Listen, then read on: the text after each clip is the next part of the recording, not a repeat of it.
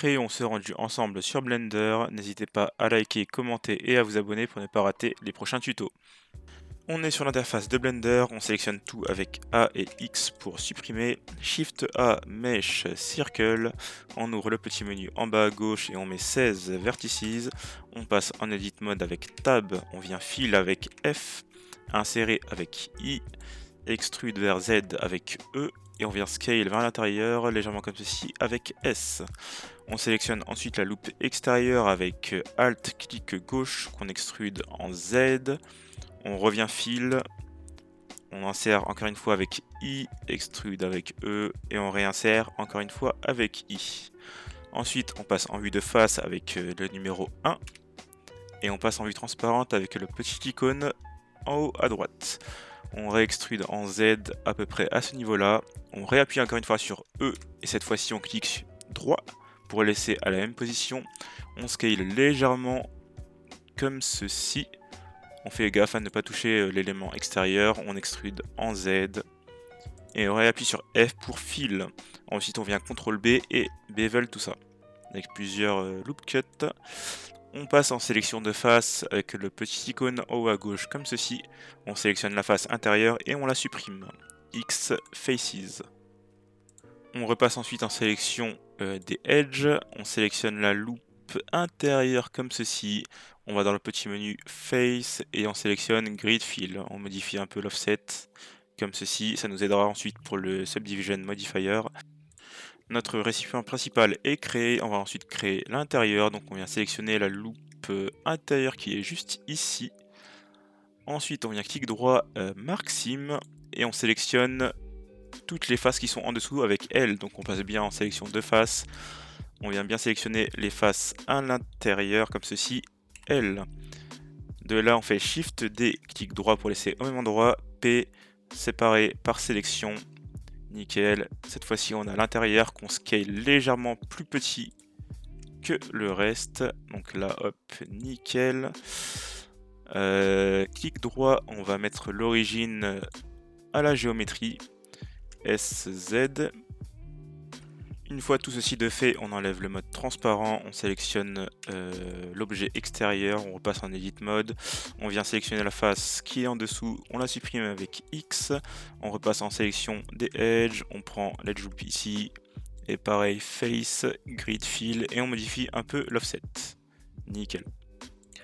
On en profite, on vient sélectionner la edge loop qui est ici, Alt Shift pour sélectionner celle-ci, et là on va cliquer sur Shift G pour sélectionner Face Angles qui va sélectionner toutes les edge loops qui sont similaires, et là on va CTRL B pour toutes les bevels.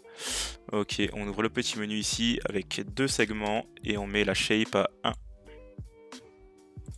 De là on repasse en Object Mode, on vient appliquer un modifier de type Subdivision comme ceci. Level Viewport on le met à 2 et on vient Shade Smooth. Ensuite on va venir créer le bouchon, donc on passe en Edit Mode avec le récipient principal, on sélectionne cette Edge Loops avec Alt clic gauche, Shift D clic droit et P pour séparer par la sélection. On repasse en Object Mode, on sélectionne bien le cercle qu'on vient de créer, on repasse en Edit Mode avec sélection de points comme ceci. On sélectionne tout avec A, on extrude en Z et on vient Fill, nickel. Ensuite on repasse en sélection de Edge avec le petit bouton ici où on appuyant sur 2. Ensuite on prend les deux Edges avec Alt clic et Alt Shift clic pour sélectionner l'autre Edge, CTRL B pardon, pour bevel. On vérifie bien qu'il y a deux segments et une shape de 1. Ensuite on sort et on Shade Smooth. On va ensuite passer à la partie la plus intéressante, au texturing. Donc on vérifie bien dans le menu de rendu qu'on est bien en Cycles. On passe en GPU Compute pour ceux qui ont une carte graphique expérimentale. Et on passe en vue de rendu. On va activer nos images HDRI qu'on va mettre comme ceci. Hop, on va ouvrir ensuite le shader editor dans le menu d'en bas. On va créer un nouveau matériau pour le récipient principal qu'on va supprimer avec X, Shift A pour ajouter un glace BSDF qu'on va plug sur le principal. On va augmenter l'IOR à 1.55 et légèrement la roughness, comme ceci. Hop, on sélectionne le bouchon, on sélectionne New, on lui ajoute une couleur noire, assez métallique, et on descend un peu la roughness. Avec l'élément intérieur donc, qui est dans le récipient, on vient créer un nouveau matériau. On sélectionne le même matériau que le premier, donc la glace, comme ceci. On appuie sur le petit numéro ici pour le rendre unique. Et on y donne la couleur de notre choix, donc dans mon cas un petit rouge comme ceci. Et je peux voir que dans la diffusion des couleurs, il y a un petit bug, donc on va repasser en Viewport Shading, on sélectionne l'objet ici, on passe en Edit Mode, on vient ouvrir le petit menu Overlay, on sélectionne Face Orientation. Donc là c'est en rouge, ça indique que les faces sont orientées vers l'intérieur, et nous ce qu'on veut c'est qu'elles soient orientées vers l'extérieur. Donc on sélectionne tout avec A, et on appuie sur Shift N pour recalculer les normales. On sort de l'Edit Mode, on sélectionne le capuchon, Edit Mode A, Shift N, et là tout est bleu, c'est parfait, on est content. On peut repasser au Texturing, on désélectionne l'onglet Face Orientation, et on peut continuer notre texturing. On peut voir aussi qu'on distingue les edges de l'intérieur, donc on va bien sélectionner le récipient à l'intérieur, et on va Shade Smooth pour que tout soit plutôt lisse. Parfait, on va venir maintenant ajouter un écriteau au récipient principal. Donc pour ceci, on le sélectionne, on passe en Edit Mode, CTRL R, on va ajouter plusieurs loop cuts comme ceci. Hop, clic droit pour laisser au même endroit, et avant ceci, on va passer en vue de face avec 1. Et on va venir dans le shader editor. On va ajouter un principal BSDF avec Shift A, principal BSDF. On va mixer les deux shaders ensemble, et pour ceci, on a besoin d'un mix shader comme ceci. On plug la glace sur le deuxième slot, le principal sur le premier slot, et enfin le mix shader sur la surface. Et là on va ajouter une image de texture avec Shift A, image texture, et là on va venir plugger une image en noir et blanc. Donc sur l'image, tout ce qui est noir sera transparent et tout ce qui est blanc sera opaque, donc visible. Donc là vous créez l'image de votre choix, j'en ai déjà créé une au préalable, donc hop, nickel.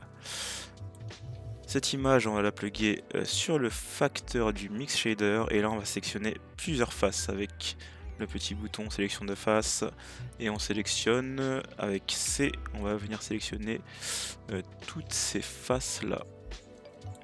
Hop, nickel, on va supprimer celle-ci, et là on va cliquer sur U pour Unwrap.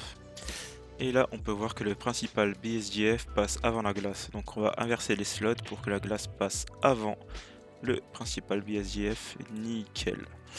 Ok, de là on va passer sur le UV Editor et on va ajuster les faces pour que notre écriture tienne sur l'ensemble de la bouteille. Donc là on va agrandir ceci et scaler sur X. Donc comme ceci, hop, là c'est plutôt bien. On va un peu déplacer vers le haut, donc là on cadre tout, nickel. Ensuite on repasse au shader editor, et avec le principal BSDF vous pouvez contrôler la couleur de l'écriture. Vous mettez la couleur de votre choix. Moi je vais la laisser en blanc, ou non, mettre plutôt en noir.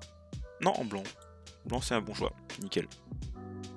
On va ensuite venir créer un environnement pour notre parfum. On va rester dans la simplicité, on va ajouter un plan, Shift A, plan qu'on va scale. Edit Mode, Subdivide avec clic droit, nombre de cuts à 10. C'est pas assez pour l'effet qu'on veut y mettre, du coup on va repasser encore une fois en Edit Mode. On va subdiviser encore une fois à 10, comme ceci.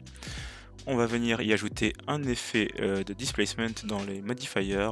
Donc là, hop, on recherche Displace. Ensuite, on va cliquer sur New, on va dans le menu Texture et on change le type en Cloud. Donc là, c'est un peu l'effet qu'on veut, donc c'est nickel. Mais on peut voir que c'est assez pixelisé, donc on repasse en Edit Mode. Ça va sûrement ralentir votre PC, mais c'est pour la beauté de la texture. On resubdivise plusieurs fois. Donc là, je pense qu'on sera plutôt bon. Parfait, on va modifier la force dans le modifier, on va la mettre à 0.1, comme ceci. On va y ajouter un matériau pour mieux voir, on passe en noir, on va le mettre en full métallique, on va réduire la roughness. Et là, on va shade smooth. Et là, on a plutôt un résultat qui est satisfaisant à l'œil. Nickel. De là, on va venir se mettre en vue de face avec on va ajouter une caméra Shift A, caméra qu'on va bouger sur l'axe Z, G, Z et G, Y, qu'on va reculer comme ceci. Parfait. Elle est un peu trop proche, on va reculer encore un tout petit peu et on va la remonter sur l'axe des Z comme ceci, nickel. De là, on va ajouter un plan pour l'arrière-plan, donc on ajoute Shift A, Mesh, Plan, on l'aligne avec la vue, on va décaler ceci vers l'arrière et on scale tout ceci, parfait. On va y ajouter un matériau couleur noire, métallique et on réduit la roughness comme ceci, parfait. De là, on va venir enlever l'image HDRI qui nous sert de lighting, donc on va cocher les lumières du monde comme ceci. Shift A, on va ajouter une light de type Aria GZ pour la mettre au-dessus de la bouteille.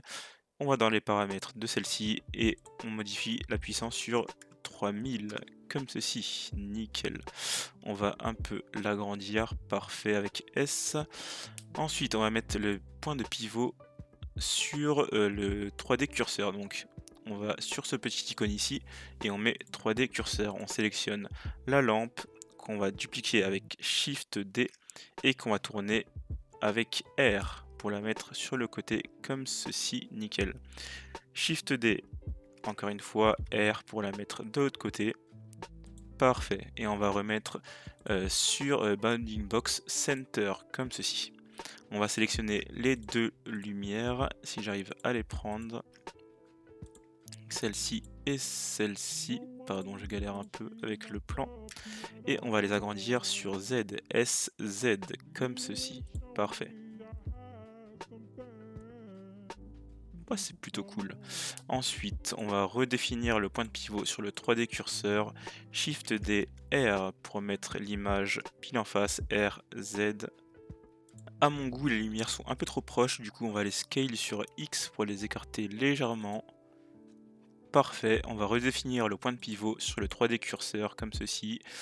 On va redupliquer une lumière avec Shift D, R et cette fois-ci Z, qu'on va placer en face de la bouteille cette fois-ci. Et on va réduire la puissance de cette light à quelque chose comme 1500 peut-être. Encore c'est un peu trop fort. 500. Parfait. On va venir ensuite mettre des obstacles à ces lumières là pour rendre la scène un peu plus intéressante. Donc hop, Shift A, Mesh, Cube, G, X qu'on va sortir comme ceci et S, Z. On va l'agrandir comme ceci. Parfait. Ensuite, c'est un bon setup à chercher pour rendre les lumières le plus intéressantes possible. Ensuite, cet objet-là, on va y ajouter un modifier de type Mirror pour ajouter la même chose de l'autre côté. Donc, l'objet de miroir sera la bouteille de parfum, nickel.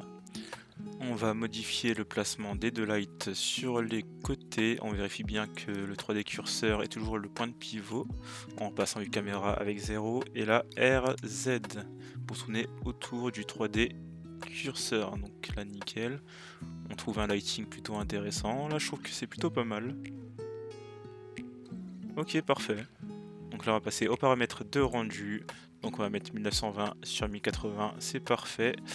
On vérifie bien que c'est en PNG ici. Vous configurez votre sortie. Donc là, ça va être sur mon bureau. Ça va être le parfum YouTube. Ensuite, on passe sur cet onglet. On va aller dans Color Management. On va mettre ça sur High Contrast pour avoir un contraste plus intéressant. Et on n'oublie pas de cocher la case Denoise ici même. Ensuite, il y a juste à rendre l'image.